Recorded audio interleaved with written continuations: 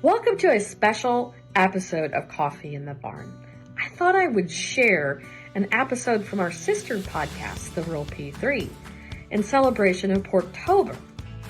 We're going to feature Dr. Andrew Tucker speaking about swine health and production in Africa. But the conversation doesn't end there. We'll also explore a unique conservation initiative involving swine carcasses and the endangered buzzard populations. The innovative buzzard cafes utilize mortalities from swine production to support these vital scavengers, highlighting an inspiring intersection of agriculture and wildlife conservation. Stay tuned for a thought-provoking episode that bridges swine production and conservation with Philip and Dr. Andrew Tucker. All right, hi everyone. So today we're with Dr. Andrew Tucker from South Africa. So we're in Zim. Andrew's come up to do a consult for us. So we're traveling around all our farms, taking some blood samples of goats. Andrew, how are you finding Zim so far? Yeah, all good, thanks. I'm lucky to be driving in the bush in Zim on some dirt roads. Long trip, 2 hours to get to this farm on most of this, some interesting dirt roads. Yeah, so we're actually doing this podcast while we're driving because we don't think we're going to have much time to sit down later. And we thought maybe it would be good while we're driving because if we see anything interesting, well, I think Zim is very different to South Africa as well. So if Andrew sees anything profound, he's welcome to gasp or gesticulate if he needs to. Johan, watch the road. So Dr. Tucker, I think your background is veterinary. You studied at Onderstepoort, and then, if I'm correct, you went to the UK after that? Yeah, I qualified 20 odd years ago, and I spent 2 years in the UK after that, 1 year doing dogs and cats companion animal surgery, and then I did a year at a pig practice that just does commercial piggeries. I grew up on a piggery in South Africa, so I kind of inevitably knew I'd end up doing pig work. And so I spent 2 years in the UK and then have been back in South Africa ever since. And yeah, I work for a practice. We've got a practice with 6 vets specializing just in commercial pigs, and we work all through Africa, from Nigeria and Cameroon in the north and right down to Cape Town in the south. So most of our work is in South Africa, but we do quite a few other African countries as well, which I think have some pretty interesting stories in themselves. Some of your Nigeria stories especially get me going, like even as a Zimmer, like what the heck? Africa's got some interesting countries, interesting cultures and interesting people. And people often say, oh, what's it like living in Africa? And you can't answer that because it's completely different. Whether you're in the north in a Muslim country or in the south in a Christian country or in West Africa or even neighbors like Zimbabwe and South Africa are completely different, so it depends where you are. But here we are. We love it. It's our place. And, yeah, all good. And what is the safety of going to countries like Nigeria? I think people are worried about Zimbabwe. We know it's fine and it's safe. So we do know media overblows a lot of stuff. Yeah. But, personally, I wouldn't be comfortable going to Nigeria. So I think it's like anywhere in the world. It depends where you go. And there are places that are a complete no-go zone. And there are other places where it is very different, but safe. And some places are safe, some places aren't. Depends where you are. I think I find I don't get an armed guard, or you see the big oil guys going over, and maybe they go to more dangerous spots, politically heated spots, and they'll leave the airport with tinted windows, armed guards, AK-47s, and that's how they travel. I get a vehicle from the farm that picks me up, and we do about a 6-hour drive into the middle of Nigeria, and yeah, the roads are incredibly dangerous. The way people drive, or the condition? The way people drive, as well as what's happening on the roads. You do come across an oil truck or a fuel truck that's been ambushed and on a corner, and it rolls, and people are stealing diesel, and the police are shooting. And I don't think I've been on a trip there where I haven't heard a gunshot. I personally have never been really threatened, but it happens around you. So countries like that are dangerous, and you've got to be careful where you go. But most countries complete the opposite. A funny story about Nigeria is I am, driving with a few Nigerians, and, they'll say, so where are you from? and I'll say South Africa. And then they, oh, yo, Joburg, that's dangerous. How do you live in that place? And I'm like, dude, you don't want to go to Nigeria. I'm not scared of Joburg. Why are you scared of Joburg? But Johannesburg in itself, if you're in the wrong place at the wrong time, is very dangerous. As would be New York or Sao Paulo. I mean, it's, big cities are big cities. And if you know where you are, know what you're doing, and are careful, then we live there and don't have issues. So it depends. So I've been with Dr. Tucker to Mana Pools before, and he's a bit of a birder, likes birding, and a little bit. Just a little bit, yeah. And he came all the way to Mana Pools, I think, to try and spot the bomb's spine tail. Yeah. Like a little swallow, swift type of bird. Yeah. And the first time he spots one, there was an elephant right next to the car. Andrew sees this bird, gets out the car, like, oh, look, and I'm like, Andrew, there's an elephant. You like, stop the elephant. This is the first time I saw it. So I can see Andrew going to Nigeria. He's not scared of elephants. More interested in birds. And the elephant just ignored me flat, right? Yeah, no, Mana Pools elephant. He was also interested in the bone spine. Yeah, no, we've had some interesting stories with elephants at Mana Pools. Fortunately, that wasn't one of them. Cool, Andrew. So today, we've been driving around doing blood samples on the gilter. Can you just let us know what are we actually looking for? Why are we doing these samples? All right. So today's just some routine testing. We're doing a bit of consulting as we're going. We looked at all the data over the last 2 days of the farms, kind of highlighted where the weak points are, where we need to improve production on the farms. So, a lot of the consult is production based, but we also look at health, and part of the health is routine checks to make sure that the health status we've got is still in place. Still high health. Good. Yeah, so these farms that we visit here are SPF, specific pathogen free, and in a Zimbabwean or South African context, that means there's quite a few pig diseases we don't have here. We don't have mycoplasma, we don't have APP, we don't have trophic rhinitis, swine dysentery, we don't have ascaris or mange. Countrywide, we don't have PRRS. In the piggery, of course, we don't have African swine fever, although it's out here where we're driving now. Yeah, we're driving through a rural area and there are bush pigs around. Yeah, there's pigs and there's little black feral pigs that we see across the road now and again, and those we all just presume are possible carriers. So biosecurity on the farms is a huge thing. It's our main priority, our main focus point. They're all strictly shower in, shower out, only invited people allowed in, and we know their biosecurity status when they go in, so that there's enough downtime. It's shower in, no pigs from other sites. So all the really strict biosecurity rules. And I think I do a lot of travel, congresses, piggeries and stuff around the world, and as you have as well, Johan. And I think South Africa and these farms in Zim, I think are on the same lines as the South African ones. We don't see biosecurity that's better than what we've got in place. We see in other countries biosecurity that's the same, and here and there you see something that's nice. But in general, the biosecurity has been a major focus point. We've been farming in an African swine fever area forever. This is where it's endemic. So, you can't farm if you don't have absolute top biosecurity. Those farmers have broken long ago and out of business. So I think biosecurity is world class. Yeah. Yeah. And then you've also been looking at last year's sort of production results. Yeah. Not something we really wanted to spend much time on, but where are we? Where's South Africa? What are our sort of production? Yeah. So, looking at wheat per sow per year, this year we've got 2 units that are going to get to 33.5 wheat per sow per year. And I think our average unit that we visit is probably sitting around 31.5 is probably the average. And looking at kilograms, carcass mass, around about an 84, 85, 86 kilogram carcass mass is what we slaughter. At 22 weeks, we're not allowed to slaughter over 22 weeks on the boars because we don't castrate. So for boar-tamed reasons, that's our limit. We can't go over 154 days. And that kind of limits to some guys getting up into the high 90 kilogram carcasses, but depends on the abattoir you're slaughtering at where they limit you. So the top guys are now going to do this year we just had a Muscovy duck.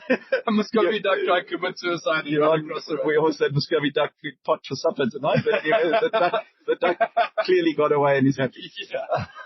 No welfare issues yet. Yeah. So the top guys this year are getting very close to 2,900 kilograms sold per sow per year.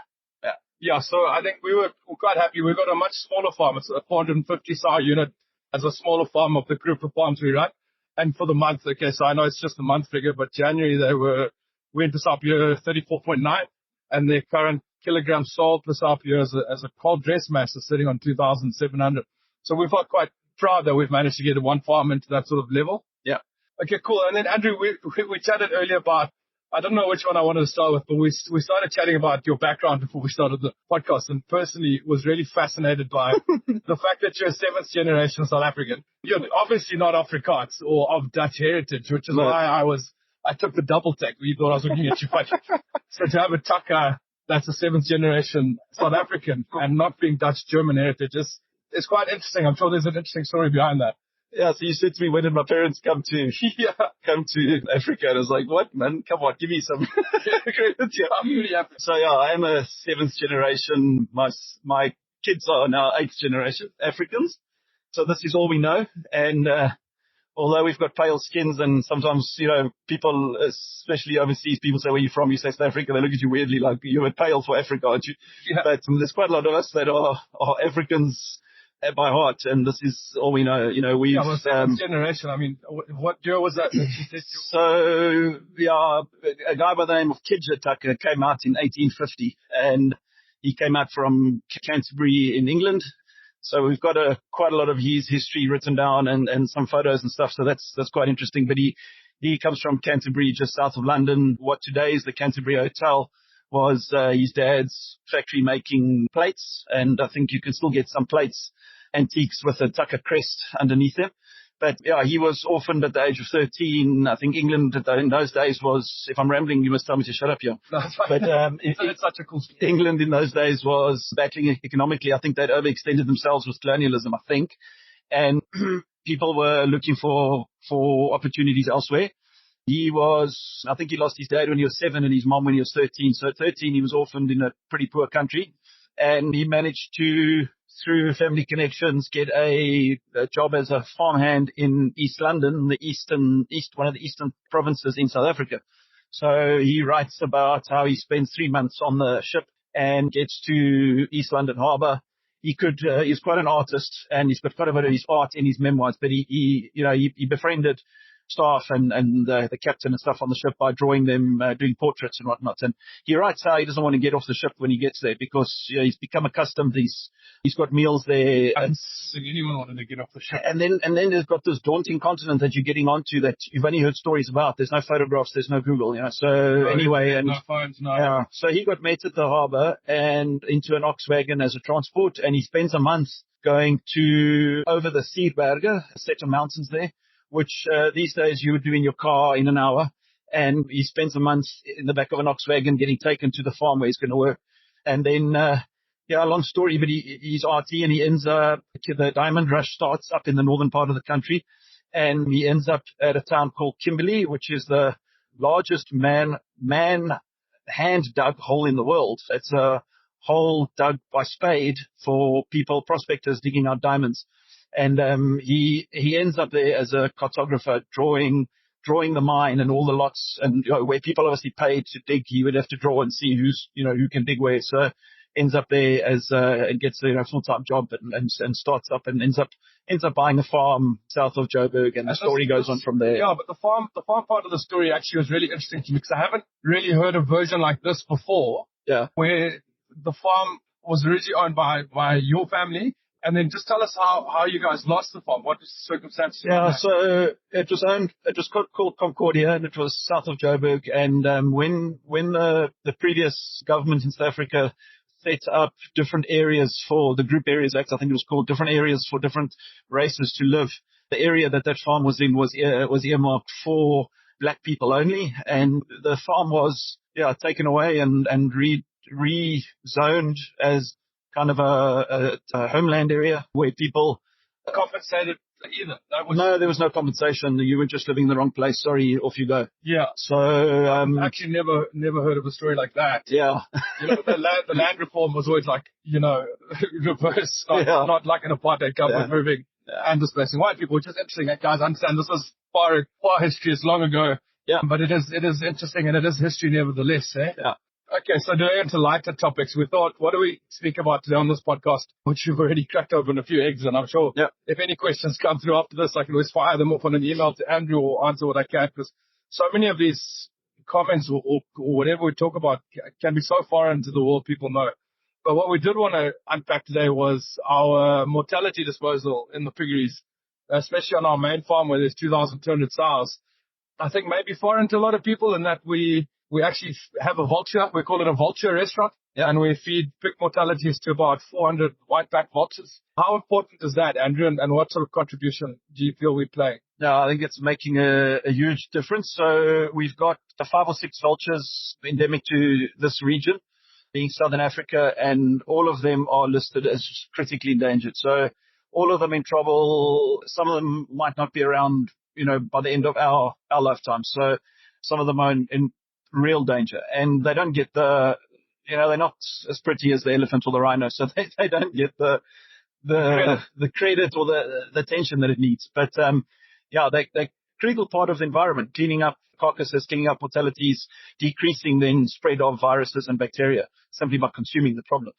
And the threats to them are, one is poisoning. So a lot of poachers and things will poison carcasses. So you, for example, a few years ago had 400 odd dead white-backed vultures on a elephant carcass, I think in the Capriti. Sure. And what happens there is, the guys poach the carcass, and then the anti-poaching teams, if they see circling vultures, they'll know where to go. So the guys will lace the carcass with poison, and the vultures land, but they don't take off. So there's a lot of that kind of stuff going around, unfortunately. There's also a muti trade. So this is the kind of traditional medicine, right? Yeah, traditional African medicine. So vultures are pretty sought after in muti. There's all sorts of beliefs about, if you drink from its skull, you get to vision, and there's all things we don't need to go into, but they do have a value in the muti trade. And then a big one is power lines. Aside the people killing their vultures, there's all these power lines that we use to have electricity. And the smaller ones, vultures, if they're not set up right, and most of them aren't, the vulture sits on the one wire and can touch the other wire and zap, or its mate sits on the other wire and they'll electrocute each other. But we get a lot of electrocutions, and by law, electric wires aren't supposed to be able to kill a vulture, and there are certain ways the new ones going up are safe, but the older ones aren't. And unless someone, takes the electricity supplier to task, then to go and fix that specific line, then nothing gets done. So, and I've been very surprised that where we have reported problems, in many cases, it's had a bit of a fight or a bit of what, but big lengths of power line have actually been changed to make them safe, which is great. So, and then you get the big distribution lines, and those aren't a shock risk. They are a flight risk. So,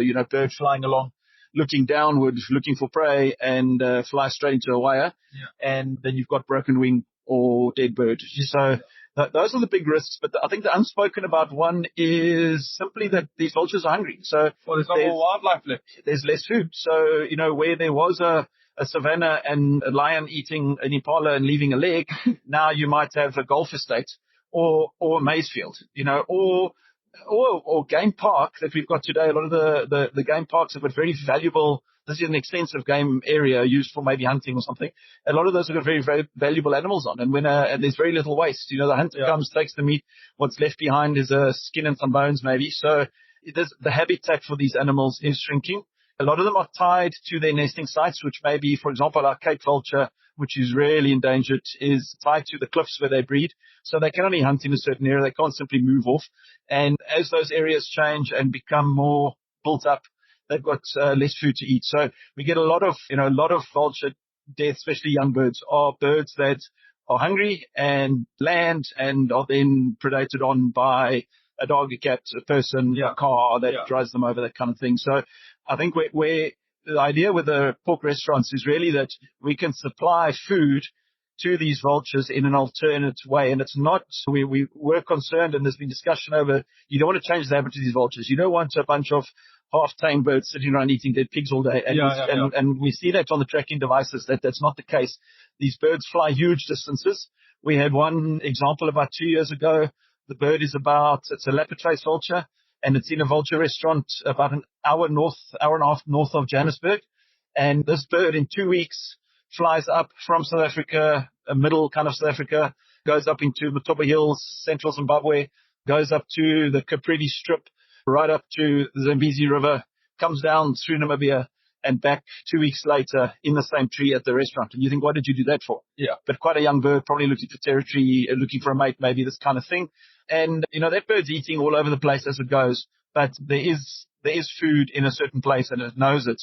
And when it's hungry, it can go there. So we have seen that the Cape vulture colonies nesting on cliffs nearby the vulture restaurants are increasing in number. Guys do nest counts and we've seen an increase in number. So it does seem like supplementing their diets with food is helping. So, but we don't want to do any damage, and damage could be done if that food is dangerous. So we're very strict on, there are certain medicines used for animals. Yeah. It's mainly the painkillers, the non-steroidals in that group that cause trouble, and we don't want to go killing vultures. So where we do set up a vulture restaurant, where it's in the right place, the farm's in the right place, it makes sense, it's in a safe area, we're not near power lines, and we set one up, we then make sure that that farm only uses products that aren't going to cause any harm. And then we've got a safe product going out to those vultures, and at any time there's food there for them. And at the moment, I think we've got about 14 odd vulture restaurants around Southern Africa, and I think we last estimated feeding about 3,500 vultures a day, wild vultures a day that come and go. Very hard to get that number, but I think we're estimating that are coming and going and getting some food. I think that's a pretty cool thing to know as a pig farmer, like we're able to do something like, and that's something we don't really think about, but pig farmers are feeding 2,500 vultures which don't have a choice. Yeah. I think it definitely makes one feel good, especially knowing how endangered they are. And again, like when you say habitat, everything has changed. I remember growing up here in Zimbabwe, like where we're driving now, we're sort of in the Glendale area. We've just driven through sort of a growth point, but there's farm and maize fields all over. It's a very dry year, so the maize isn't looking good. There's a lot of people everywhere. But these areas, you would have signs saying, slow down, there's antelope, kudu or whatever crossing the road. And then as a young kid, we would drive past these maize fields and see more than 40 kudu bulls in one herd, which is unheard of, massive herds of kudu. And it's gone. You don't see anything. You only see game now in actual designated national parks. So again, swinging that back to the vulture discussion, what do they eat? They've got nothing. Yeah. Yes. Yeah. And then on the mortality disposal, I think something interesting is we have some piggeries in some fairly, poorer communities, rural areas. It's still mud hut sort of habitation by humans. And we've had to find ways to incinerate our mortalities because the people don't mind if the pig's dead or if you've left in the sun for 3 days before disposing, or we can't have mortality pits because the dead pigs keep getting stolen. So we have to make incinerators, and we've used a tobacco barn stoker which pushes coal through, and we've made our own sort of homemade incinerators, which I think is also something that people don't think about. Like you have different challenges in different parts of the world, and obviously you don't know why the animal died, so you can't just distribute this meat and protein into the villages, which is what you really want to do. It causes other problems. Was it injected by penicillin? Why did the animal die? So I think the rule of mortality, it has to get disposed of. Yeah.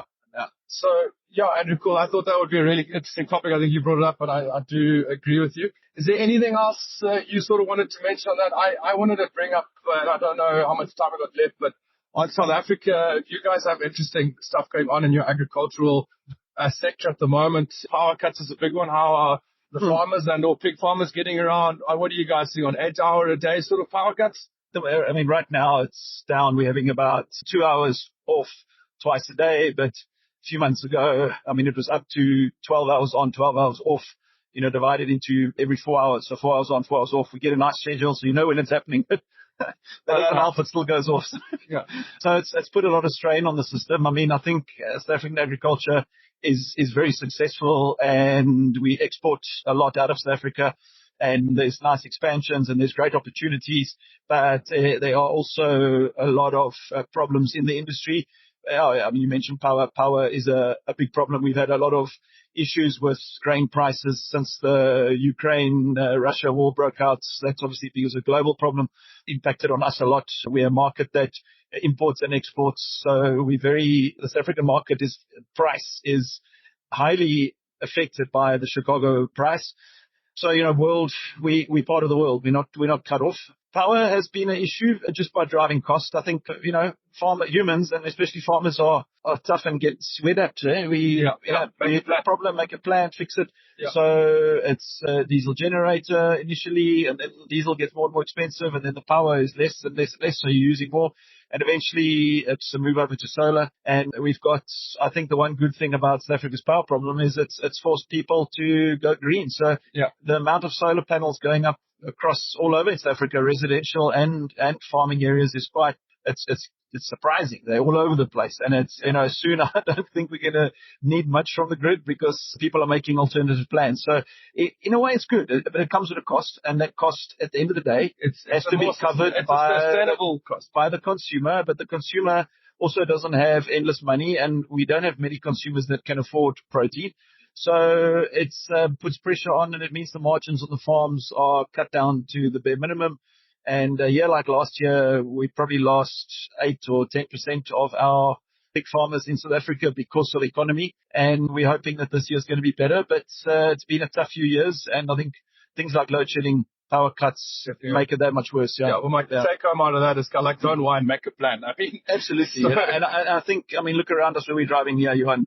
It's the resilience of the human always surprises me, of any animal. And we're just another one of the animals on the planet. But, there's always a plan to be made, and one can sit back and whinge about it, or one can get on and make a plan. And, the farmers make me proud. We farm under very challenging circumstances, whether it's this year's El Nino and it's not rainy and it's dry and the guys are watching their crops dry up. Or whether it's African politics being as unstable as it is.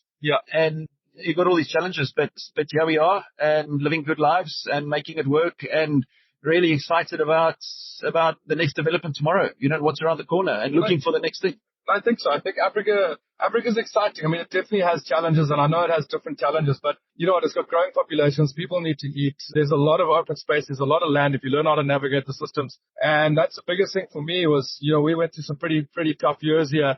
And we went through a phase where a lot of guys would be negative, a lot of guys would be whinging and whining and upset and grumpy. And my comment to that is, no one's forcing you to be here. Like, you've got to be positive. You've got to focus on the future. You can't hold on too fast. You've got to constantly be moving forward. You can learn from the past, but don't hold on to it. So, and I guess it's easy to say, but I think some people are in rough situations, and some people couldn't leave if they wanted to, and then some people are still in those. But that's true. We are generalizing, but in general, we had this. I'm here because I like it. No, it's a beautiful place. Cool. All right, Dr. Tucker, thank you very much for the commentary and it's like sharing your family's history about the pigs and the vultures. I thought that was a really cool angle, and appreciate you doing the podcast with me. 100%. Go well. Bye.